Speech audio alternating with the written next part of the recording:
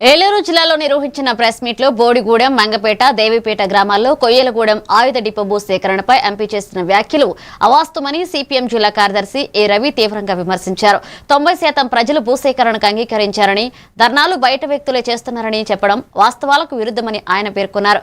గ్రామ సభ ఇప్పటి వరకు జరగలేదని, క్షేత్రస్థాయిలో గ్రామాలను సందర్శించి ప్రజల అభిప్రాయం తీసుకున్న తర్వాతే మాట్లాడాలని ఆయన సూచించారు. నిన్న ఏలూరు ఎంపీ పొట్టా మహేష్ కుమార్ యాదవ్ గారు పత్రికలతో మాట్లాడుతూ కొయ్యలగూడెం మండలం బోడిగూడెం, మంగపతి, దేవిపేటలకు అక్కడ నిర్మించబోయే ఆయుధ డిపోకి 90% మందికి పైగా భూములు ఇవ్వడానికి సిద్ధపడ్డారు. ఎంఆర్ఓ గారికి తెలియజేశారు, మాకు కూడా ఏలూరు వచ్చి తెలియజేశారు. కానీ కొద్దిమంది మాత్రమే భూమి ఇవ్వడానికి నిరాకరిస్తున్నారు.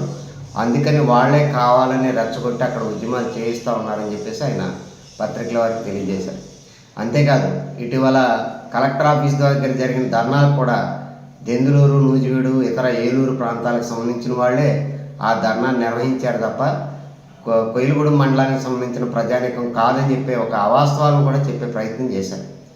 ఈ అవాస్తవ ప్రచారాలని, ఎంపీ గారిని చేసిన ఈ వ్యాఖ్యలు మేము తీవ్రంగా ఖండిస్తా ఉన్నాం. ఇది ఆయన స్థాయికి తగని ప్రచారం, ఇది ఆయన స్థాయికి తగని విమర్శలు అని చెప్పేసి మేము ఆయనకు తెలియజేస్తా ఉన్నాం.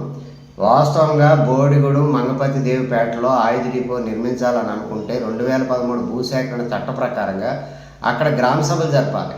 సిపిఎం